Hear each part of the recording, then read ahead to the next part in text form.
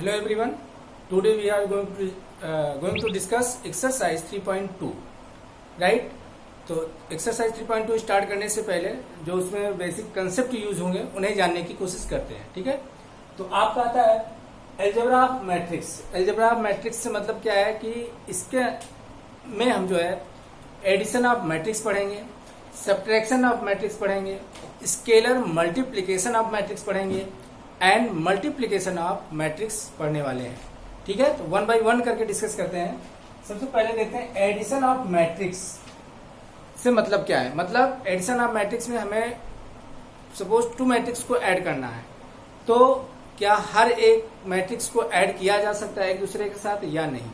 तो आंसर होगा कि ऑलवेज कंडीशन एग्जिस्ट नहीं कर सकता है कि कोई भी टू मैट्रिक्स हमने लिया उनको ऐड कर लिया. ठीक है. ऐड करने के लिए सपोज आप टू मैट्रिक्स ऐड करना चाहते हो तो दोनों मैट्रिक्स क्या होने चाहिए, सेम ऑर्डर में होने चाहिए. मतलब two matrix only can be added if they are in same order, right. Otherwise उनको ऐड नहीं कर सकते. तो इस तरह से एडिशन ऑफ मैट्रिक्स को हम डिफाइन कर सकते हैं कि any two matrix can be added if they are of the same order and the resultant matrix is of the same order. मतलब टू मैट्रिक्स को तभी हम ऐड कर पाएंगे जब दोनों सेम ऑर्डर में हो और आफ्टर एडिशन जो हमें रिजल्ट मिलता है वो भी सेम ऑर्डर का मिलता है. तो यहां पर एग्जांपल ले लेते हैं. ठीक है ना. एग्जांपल ले लें.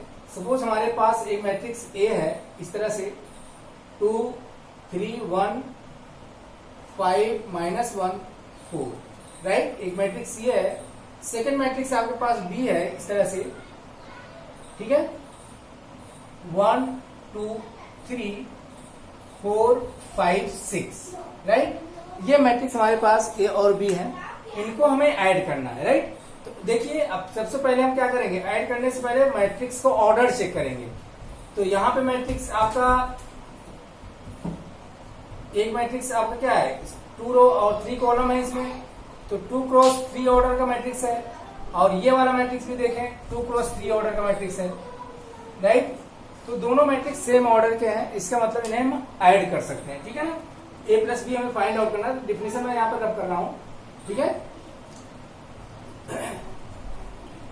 तो आपको क्या करना है, ए प्लस बी फाइंड आउट करना है.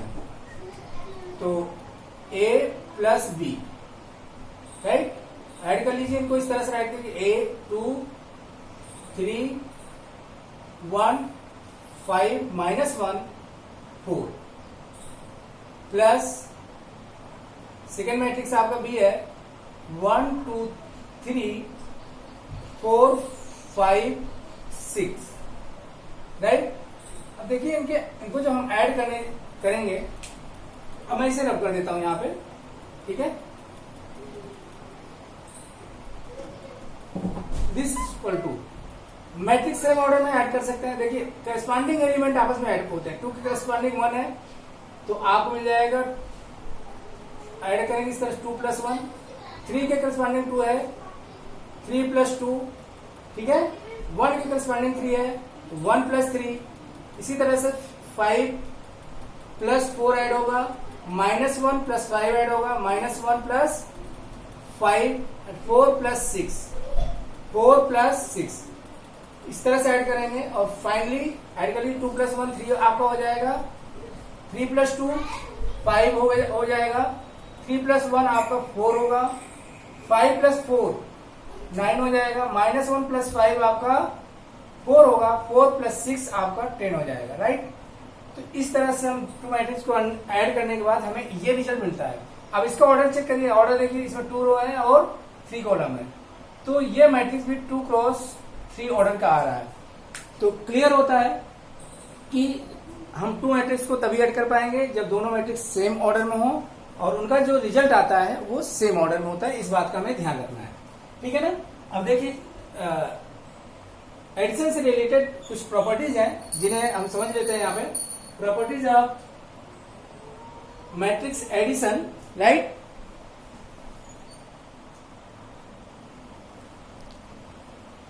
Right. Properties of matrix addition देखते हैं कौन कौन सी प्रॉपर्टीज एडिशन के लिए एग्जिस्ट करती हैं. तो फर्स्ट आपकी property only matrix of the same order can be added. अभी आपको इसको बताया कि टू मैट्रिक्स को हम तभी ऐड कर सकते हैं जब दोनों सेम ऑर्डर में हों, राइट। सेकेंड प्रॉपर्टी है addition of matrix is commutative. ठीक है, मतलब एडिशन ऑफ मैट्रिक्स क्या है, कॉम्यूटेटिव लॉ को फॉलो करता है। दैट मीन्स अगर आपके दो मैट्रिक्स हैं ए और बी, उनको आप इस तरह से ऐड कर रहे हैं ए प्लस बी, तो दिस इज इक्वल टू होगा आपका बी प्लस ए भी कर सकते हैं, राइट। ए प्लस बी की बात करें, बी प्लस या बी प्लस ए की बात एक ही है, तो ये दोनों आपस में इक्वल होंगे। That means matrix additive matrix जो है, मतलब एडिशन ऑफ मैट्रिक्स जो है कॉम्यूटेटिव लॉ को फॉलो करता है। Addition of matrix is associative, मतलब ये हुआ कि एडिशन ऑफ मैट्रिक्स है एसोसिएटिव लॉ को फॉलो करता है। दैट मीन्स इसमें क्या होता है associative law, A plus B plus C. Suppose matrix A को बी प्लस सी के साथ ऐड कर रहा हो, ये बोले, या हम कहें ए प्लस बी को सी के साथ ऐड करें, तो बात एक ही है, राइट। तो इससे कोई फर्क नहीं पड़ेगा। तो that means addition of matrix क्या है, एसोसिएटिव लॉ को फॉलो करता है। इसी तरह से cancellation law holds in case of addition, मतलब कैंसिलेशन लॉ से मतलब ये है कि अगर आप टू मैट्रिक्स को ऐड कर रहे हैं, मतलब इस तरह से अगर कोई मैट्रिक्स है कैंसिलेशन लॉ में, जैसे हम कहें A plus C is equal to B plus C, right है। तो यहां पर देखिए मैट्रिक्स सी इधर है, मैट्रिक्स सी इधर है, दोनों तरफ सेम मैट्रिक्स है, तो इसको हम हटा सकते हैं। दैट मीन्स इसको हम A plus A is equal to B write कर सकते हैं। तो यहाँ कैंसिलेशन लॉ होल्ड करता है, ठीक है। मैट्रिक्स को दोनों तरफ सेम मैट्रिक्स को हम हटा सकते हैं, कट कर सकते हैं, राइट। नेक्स्ट प्रॉपर्टी है आपका the equation A plus x equal to 0 has a unique solution, मतलब इस तरह का मैट्रिक्स है, एक आपको कांस्टेंट मैट्रिक्स है, एक वेरिएबल मैट्रिक्स है, ठीक है ना। तो अगर हम इसकी हेल्प से जो भी सोल्यूशन फाइंड आउट करेंगे वो आपका यूनिक सोल्यूशन देगा, राइट। नेक्स्ट आपका existence of additive identity and additive inverse. देखिए लास्ट प्रॉपर्टी आपका existence of additive identity and additive inverse. इससे क्या मतलब है, तो मैं आपको इससे यहां पर बताता हूं। एडिटिव आइडेंटिटी से मतलब क्या है कि सपोज कोई मैट्रिक्स ए है, ठीक है ना, हम इसमें एक ऐसा मैट्रिक्स ऐड करें कि इसका रिजल्ट चेंज ना हो। क्या कोई मैट्रिक्स इस तरह से पॉसिबल है, तो आंसर होगा यस पॉसिबल है, नल मैट्रिक्स। अगर इसमें कोई नल मैट्रिक्स ओ से रिप्रेजेंट कर रहे हैं, इसमें ऐड करते हैं, तो मैट्रिक्स चेंज नहीं होगा, आपका सेम मैट्रिक्स मिलेगा। तो नल मैट्रिक्स को हम बोलते हैं additive identity of matrix, right. Null matrix को क्या बोलते हैं, एडिटिव आइडेंटिटी ऑफ मैट्रिक्स। किसी भी मैट्रिक्स में नल मैट्रिक्स को ऐड करने से रिजल्ट चेंज नहीं होगा, वही मैट्रिक्स रहेगा। सेकेंड आपका additive inverse of matrix. Additive मतलब किसी भी मैट्रिक्स का एडिटिव इनवर्स क्या होगा। अब अगर आपको कहा जाए कि सपोज मैट्रिक्स जैसे हमारे पास ए है, इसका एडिटिव मैट्रिक्स फाइंड आउट करना है, तो कहने का मतलब एडिटिव मैट्रिक्स में क्या है कि इसमें हम एक मैट्रिक्स ऐड करें और इसका रिजल्ट 0 हो जाए, तो उसको एडिटिव इनवर्स बोलेंगे। दैट मीन्स अगर ए में माइनस ए ऐड कर दें, ए में plus minus A negative matrix add कर दें, तो हमारा रिजल्ट क्या आ जाएगा, A minus A is equal to 0 आ जाएगा, नल मैट्रिक्स मिल जाएगा। बात समझ में आया। तो माइनस ए को ए का एडिटिव इनवर्स बोलेंगे। ये प्रॉपर्टी इंपॉर्टेंट है, इन्हें माइंड में रखने की जरूरत है, ठीक है ना। तो अब नेक्स्ट चलते हैं, क्लियर हो गया, इसे मैं रब करता हूं। नेक्स्ट आपका आ जाता है, देखिए जिस तरह से एडिशन ऑफ मैट्रिक्स हमने कहा, उसी तरह से सब्ट्रैक्शन ऑफ मैट्रिक्स अगर हम देख लें, सब्ट्रैक्शन ऑफ मैट्रिक्स, ठीक है। सब्ट्रैक्शन ऑफ मैट्रिक्स में क्या है कि इसमें सपोज आपके पास दो मैट्रिक्स ए और बी हैं, ठीक है ना। तो टू मैट्रिक्स को अगर हमें सब्ट्रैक्ट करना है, थर्ड मैट्रिक्स आप आफ्टर मतलब रिजल्टेंट मैट्रिक्स आपको सी मिलता है। तो अब यहाँ पर देखें कि टू मैट्रिक्स को कब सब्ट्रैक्ट कर सकते हैं, तो सेम कंडीशन यहाँ पर भी है जिस तरह से एडिशन मैट्रिक्स के लिए कंडीशन है कि दोनों matrix should be in same order, same order में मैट्रिक्स होने चाहिए, तभी हम सब्ट्रैक्ट कर सकते हैं, अदरवाइज सब्ट्रैक्ट नहीं कर पाएंगे। तो ए और बी सेम ऑर्डर में होने चाहिए। तो अगर हम इनको सब्ट्रैक्ट करते हैं, रिजल्टेंट जो हमें मैट्रिक्स सी मिलेगा, इसका भी ऑर्डर सेम मिलेगा, राइट। तो इस तरह से कंडीशन है सब्ट्रैक्शन ऑफ मैट्रिक्स में, दोनों मैट्रिक्स क्या होने चाहिए, सेम ऑर्डर में होने चाहिए, राइट। नेक्स्ट चलते हैं। देखिए इसमें कॉम्यूटेटिव लॉ फॉलो नहीं करता है। अगर हम सब्ट्रैक्शन ऑफ मैट्रिक्स में कॉम्यूटेटिव लॉ की बात करें, ए और बी आपके दो मैट्रिक्स हैं, अगर कहें A minus B is equal to क्या बी माइनस ए होगा, तो आपका आंसर होगा नो, नहीं हो सकता है, ठीक है ना। तो दैट मीन्स कॉम्यूटेटिव लॉ नहीं एग्जिस्ट करेगा। इसी तरह से सब्ट्रैक्शन ऑफ मैट्रिक्स में एसोसिएटिव लॉ एग्जिस्ट नहीं करता। ए माइनस बी माइनस सी की बात करें, ठीक है, इस तरह से अगर ऐसे बात करें, यहां पे इस तरह से बताता हूं, जैसे ए माइनस बी माइनस सी की बात करें और हमें बोले कि ए माइनस बी माइनस सी हो जाए, ये ऐसा नहीं होगा, रॉन्ग माना जाएगा, ठीक है। तो subtraction of matrix associative law को फॉलो नहीं करता है, राइट। इसकी कुछ प्रॉपर्टीज हैं, ये इन्हें माइंड में रखने की जरूरत है। चलिए नेक्स्ट अब देखते हैं आपका scalar multiplication of matrix, right. Scalar multiplication,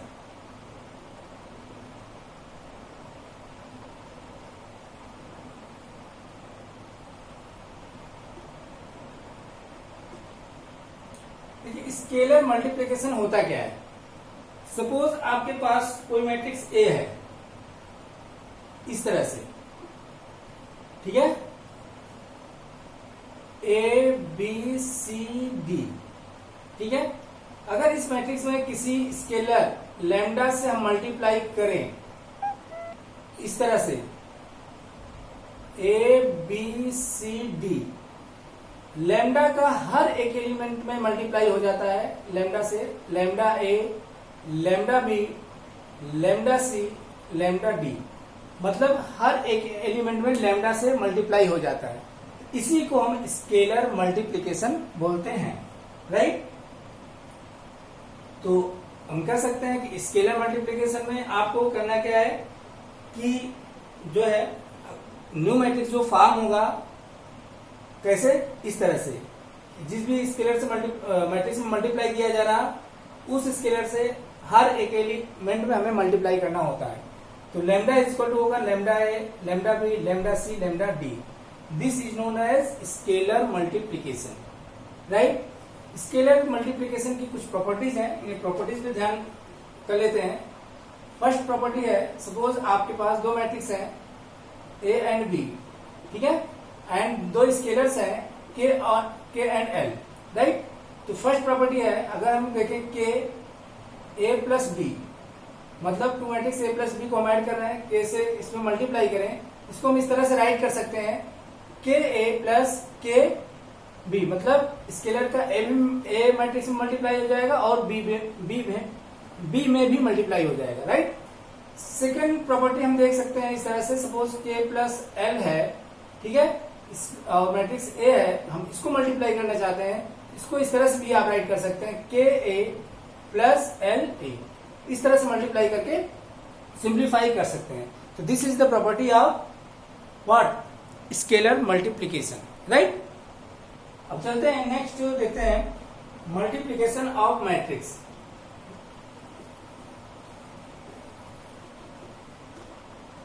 matrix multiplication, multiplication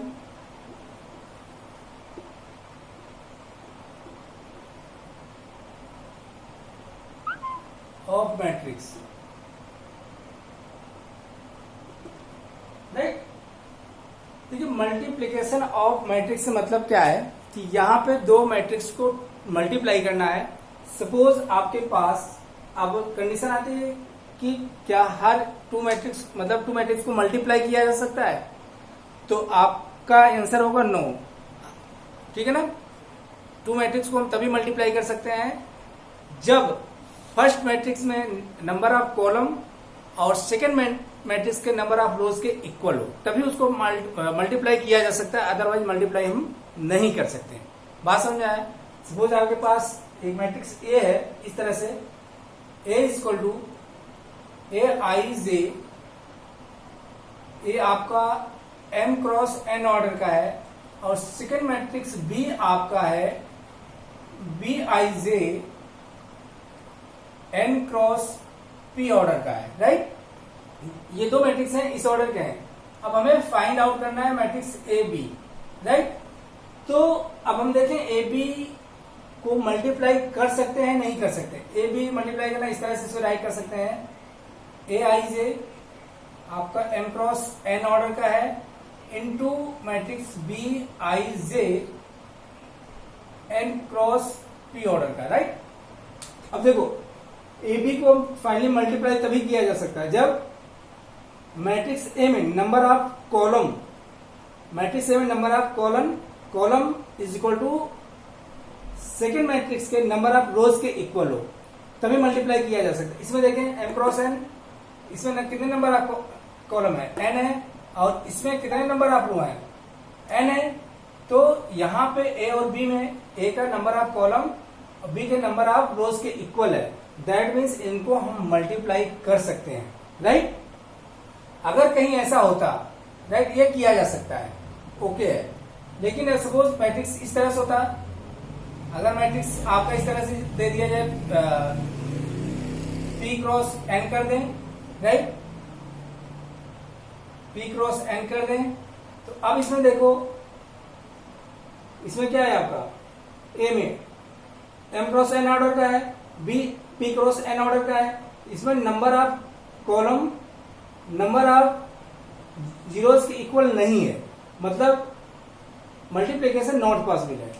तो हम यहाँ पे मैट्रिक्स को आपस में मल्टीप्लाई नहीं कर सकते। तो इस बात का हमें ध्यान रखना है कि टू मैट्रिक्स को तभी मल्टीप्लाई किया जा सकता है जब फर्स्ट मैट्रिक्स का number of column second matrix के नंबर ऑफ रो के इक्वल हो। ये नेसेसरी कंडीशन है, ठीक है, अदरवाइज नहीं कर सकते, राइट।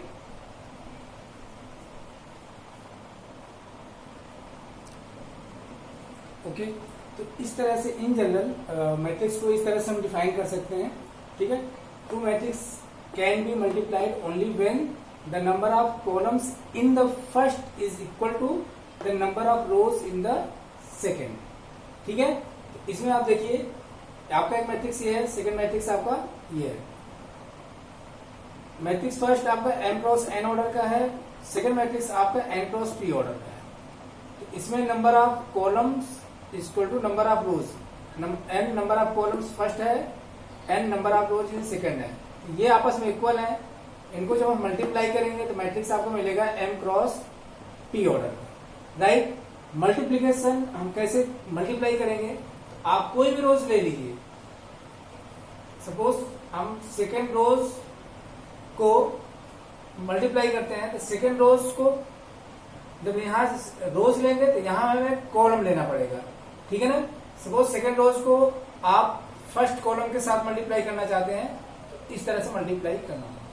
तो इसमें मल्टीप्लीकेशन में ऑलवेज आपको माइंड रखना है कि जब भी हम मल्टीप्लाई करते हैं मैट्रिक्स को, तो फर्स्ट मैट्रिक्स का रो लेते हैं और सेकेंड मैट्रिक्स का हम कॉलम लेते हैं। तो रो का कॉलम में मल्टीप्लाई करके फाइनली आपको रिजल्टेंट मैट्रिक्स मिलता है, राइट। तो इसको मैं रब करता हूं यहाँ पे, with the help of example देखेंगे, वहां पे क्लियर हो जाएगा, ठीक है। इसकी प्रॉपर्टीज देख लेते हैं कुछ, ठीक है ना। यहाँ पे सब प्रॉपर्टीज आती हैं, इन्हें मैं राइट करता हूं, ओके।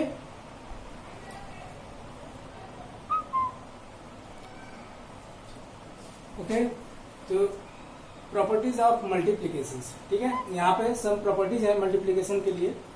मैट्रिक्स मल्टीप्लीकेशन में और मे नॉट बी कॉम्यूटेटिव, ठीक है। तो मैट्रिक्स मल्टीप्लीकेशन में जरूरी नहीं है कि एक कॉम्यूटेटिव मैट्रिक्स हो। सपोज आपके पास दो मैट्रिक्स हैं ए एंड बी, राइट। अब ये जरूरी नहीं है कि आपका ए बी, मतलब ए को बी के साथ मल्टीप्लाई करते हैं इक्वल टू बी ए हो, नॉट नेसेसरी। हो भी सकता है, नहीं भी हो सकता है, ठीक है ना।